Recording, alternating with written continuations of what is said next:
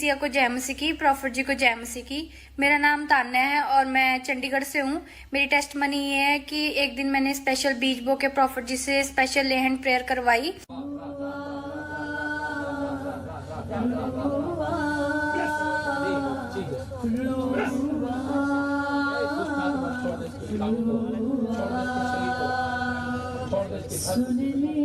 और उसके next day मुझे पता चला कि मेरे पेट में रसोलियां थी और वो सारी रसोलियां मेरी बाहर आ चुकी हैं। सो इस टेस्ट मनी के लिए मैं सारा आदर जलाल प्रभु यीशु मसीह को देती हूँ और प्रॉफिट जी का धन्यवाद करती हूँ। सबको जय मसीह की। जोरदार तालियों से ऑनलाइन चर्च, जोरदार तालियों से सब स्तुति करे, सब महिमा करे परमेश्वर की। आप सुन रहे थे अभी ये गवाही को कि ये बहन बता रही है कि जैसी भविष्यवाणी को सुना इसने, परमेश्वर ने आज़ाद कर दिया। आप सुन रहे हैं कि स्पेशल प्रेयर कराया इसने। हाथ रखने के बाद जब इसके लिए सिर पर हाथ रखा, पेट में से बहुत सारी प्रॉब्लम्स निकली, रसोलियाँ निकली और आज़ाद होगी यीशु मसीह के नाम में। पथरियाँ निकली, बहुत सारी चंगाई इस बहन को मिली। और आपने अभी गवाही सुना, 8 साल से उसको वाइफ को बच्चा नहीं था और जैसे प्रार्थना किया परमेश्वर ने बच्चे की आशीष दिया। कितने लोग चाहते हैं कि आज परमेश्वर मेरी जिंदगी में काम करे? कितने लोग चाहते हैं कि आज परमेश्वर मेरी लाइफ में बड़े बड़े काम करे?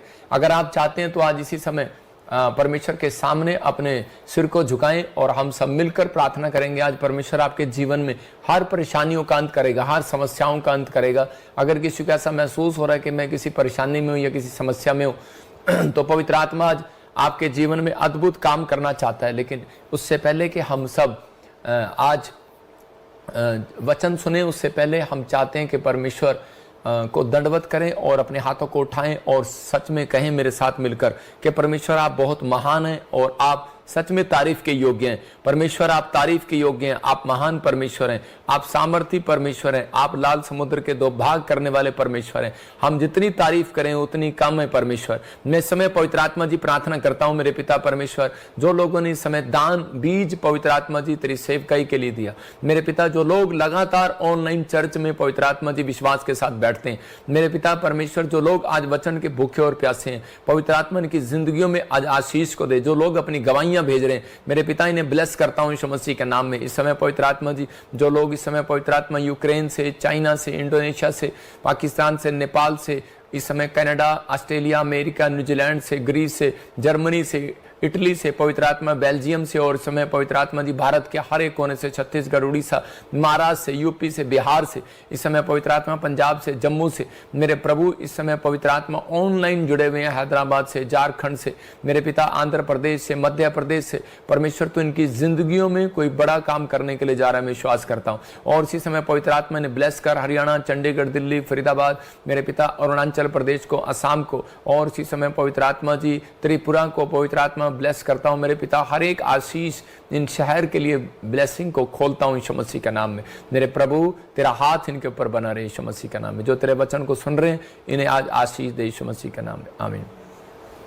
कितने लोग विश्वास करते हैं कि परमेश्वर मेरा परमेश्वर है? मैं फिर उन लोगों को बताना चाहता हूं कि आप एक बार विश्वास करें कि परमेश्वर आपका परमेश्वर है। लोग आज बहुत सारे लोग दुनिया में दुखी हैं, परेशान हैं, वो अपनी लाइफ में हर तरह के अलग अलग सवाल लेकर पूछ रहे हैं परमेश्वर से कि परमेश्वर मेरी लाइफ में परेशानियों का अंत कब होगा, कब होगा, कब होगा। हो सकता है आप में से भी कोई बैठा हो और बार बार कह रहा हूं मेरे कर्जों का अंत कब होगा, मेरे घर में लड़ाई झगड़े का अंत कब होगा।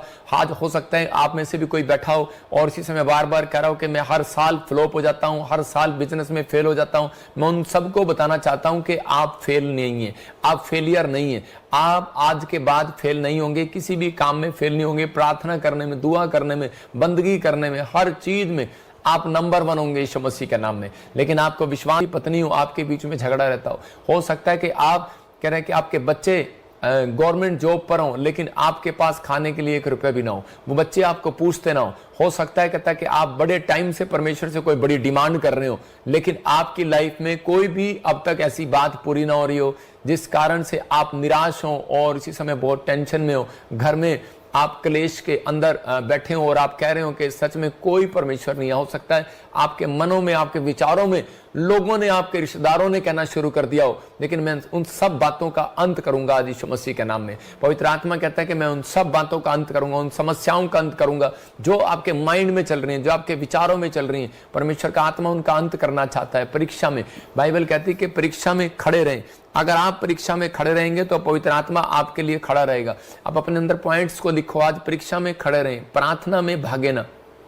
कहता है कि अगर आपके जीवन में परीक्षाएं आ रही हैं बार बार, वो परीक्षाएं आपकी जीत के लिए, आपकी हानि के लिए नहीं, आपकी लाभ के लिए। परीक्षा में खड़े रहें। कह रहा बस क्या करें, प्रार्थना से भागे नहीं। मतलब जब आपका मन करेगा परीक्षा में कि मैं प्रार्थना ना करूं, और शैतान यही चाहता है कि आप प्रार्थना ना कर पाएं, और घर में इकट्ठे होकर प्रेयर करें। जितना ज्यादा आप परीक्षा आती है उसको खत्म करने के लिए आपको एक चैन प्रेयर करनी पड़ेगी।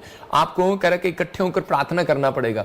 जब तक आप इकट्ठे नहीं होंगे तो वो अंत नहीं होगा। मैं कह रहा हूं हो सकता है आपका परिवार में आप इकट्ठे ना हो पा रहे हो, लेकिन आप एक अच्छे मसीह विश्वासी हो, वो 2 या 3 जन इकट्ठे करें। अगर आप फिर भी नहीं हो रहा तो इसी समय परमेश्वर का आत्मा चाहता है कि आप चर्च जाएं और संगति करें, ज्यादा संगति करना स्टार्ट करें।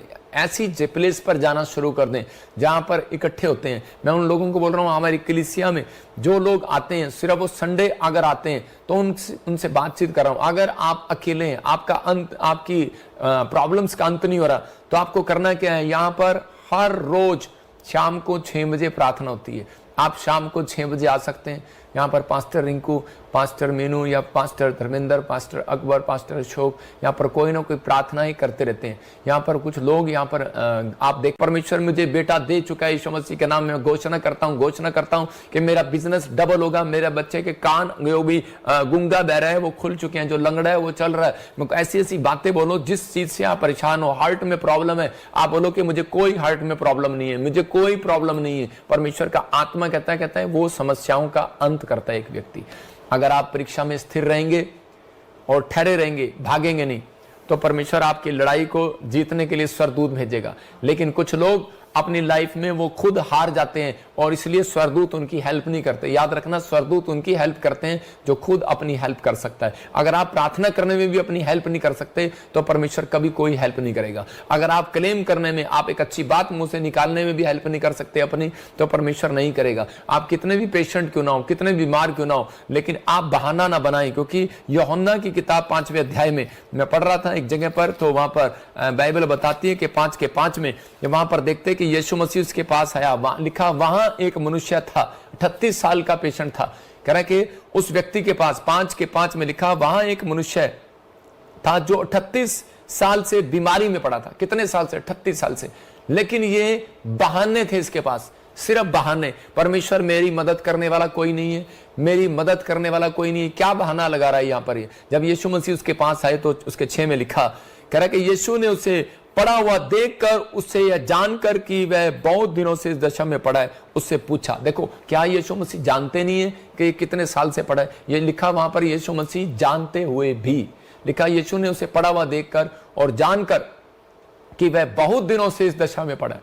इसका मतलब उसको मालूम था कि वो कितने दिनों से परेशानी में पड़ा है, कितने दिनों से तकलीफ में पड़ा है, कितने दिनों से वो प्रॉब्लम में है। क्या परमेश्वर नहीं जानते आप कितने दुख में, कितनी प्रॉब्लम में, कितनी समस्या में? आपका पति कैसे बात करता है, आपकी पत्नी कैसे बात करती है? क्या आपके विचारों में आ रहा है कि मैं आज चर्च को छोड़ दूं, पति को छोड़ दूं, क्या मैं वहां चला जाऊं, क्या मैं इधर चला जाऊं, क्या मेरा बिजनेस नहीं चल रहा? हो सकता है आप आदमी हो और आप कह रहे हो कि मैं अपने परिवार का खर्चा नहीं उठा सकता, मैं जहर खा लूं, मेरा कर्जा नहीं उतर रहा, मेरा घर नीलाम होने वाला है, मैं सब कुछ बेकार हो चुका है। हो सकता है आप बीमार हैं, आप कह रहे हैं कि मेरे बच्चों का क्या होगा, मैं मर गई तो क्या होगा? परमेश्वर का आत्मा कह रहा है कि आपके बारे में परमेश्वर अच्छे से जानते हैं, आप डरे नहीं।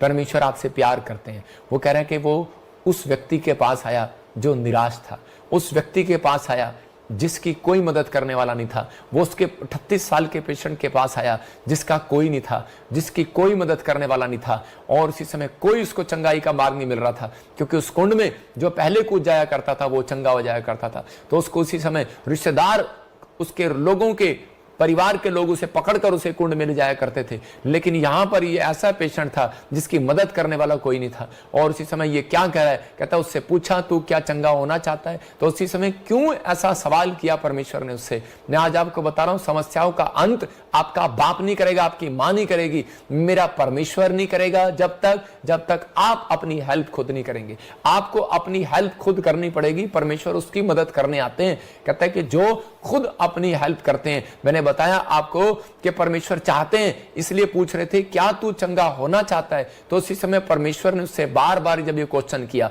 मैं जब इस हेडिंग को पढ़ता हूं तो बार बार हैरान होता हूं कि परमेश्वर क्यों पूछ रहे हैं। उसको मालूम है कि 38 साल से वो बीमार पड़ा है। परमेश्वर पूछ रहे हैं क्या तू चंगा होना चाहता है। तो हो सकता है आप बीमार पड़े, आप कर्जे में हो और आप मुसीबत में हो, आपके घर में कलेश हो, आप दुखी हो, लेकिन आपके बच्चे आपका कहना ना मानते हो, लेकिन परमेश्वर आपसे पूछ रहे हैं क्या आप चंगा होना चाहते हैं। आप कहेंगे हाँ होना चाहता हूं। 38 साल का पेशेंट भी ऐसा ही कह रहा था कि मैं होना चाहता हूं लेकिन मेरी मदद करने वाला कोई नहीं है। लेकिन यहां पर क्या लिखा, साथ में लिखा, उस बीमार ने उसको उत्तर दिया, हे प्रभु मेरे पास कोई मनुष्य नहीं है कि जब पानी हिलाया जाए तो मैं मुझे कुंड में उतारे, परंतु मेरे पहुंचते पहुंचते दूसरा मुझसे उतर जाता है। यीशु ने, सुन रहे मेरी बात, उसको कहा कि यहां पर यह व्यक्ति क्या कह रहा है। कहता है कि परमेश्वर मेरी मदद करने वाला कोई नहीं है, दूसरा मुझसे पहले उतर आता है। इसका मतलब कह रहा है कि मेरी मदद करने वाला कोई नहीं है। यह बताना चाहता है परमेश्वर को मेरी हेल्प करने वाला कोई नहीं है। और परमेश्वर चाहते हैं कि आपकी हेल्प करने वाला कोई ना हो, आपकी मदद करने वाला कोई ना हो,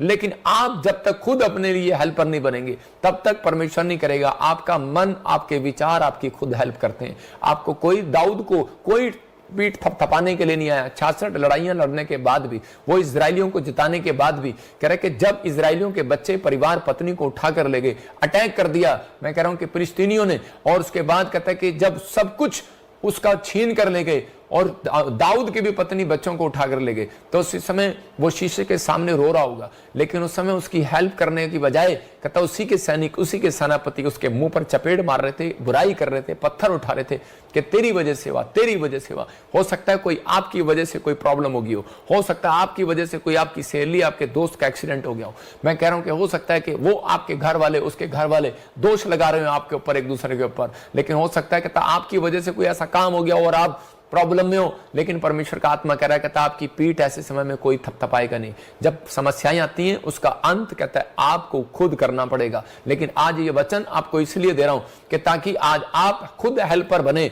आपकी कोई मदद करने वाला नहीं है तो आपको इसी समय अपने कंधे पर शाबाशी की पीठ थपथपानी है, क्योंकि आज कोई नहीं, आज स्वर्गदूत आएंगे। और जब आप अपनी हेल्प के लिए विचार निकालते हैं, मैंने क्या घोषणाएं, इसका मतलब वो चौथा पॉइंट मैंने जो आपको बताया कि आप कहो कि मैं आनंदित हूं परमेश्वर में, मैं आनंदित हूं, आनंद की घोषणा शुरू कर दो, जीतने की घोषणा शुरू कर दो। हेल्प मेरी हो चुकी है स्वर्ग से, घोषणा शुरू कर दो। परमेश्वर के स्वर्गदूत आ गए हैं, घोषणा शुरू कर दो। ये प्रार्थना ये कौन कर सकता है? ये वो कर सकता है जो अकेला पड़ गया हो, वो इस घोषणा कर सकता है जो अकेला पड़ गया। उन लोगों के लिए प्रार्थनाएं हैं जो हार चुके हो, तो उसी समय उनको ये घोषणाएं करनी है कि परमेश्वर तू मेरी जिंदगी में काम कर और मैं हारा नहीं हूं, मैं जीतूंगा यीशु मसीह के नाम में। मैं कह रहा हूं मैं 8वीं क्लास से मैं 10वीं तक मैंने जब पढ़ाई किया, मैं कह रहा हूं कि बहुत सारे लोग जो हैं कि मुझे बार बार टॉर्चर करते थे और मैं पता नहीं कैसे जिंदगी में पास हुआ, लेकिन मैं बहुत अच्छे नंबरों से पास हुआ। मैं आपका परमेश्वर का धन्यवाद करता हूं। उस समय मैं उसको जानता भी नहीं था, लेकिन परमेश्वर मुझे अच्छे से जानता था। इसका मतलब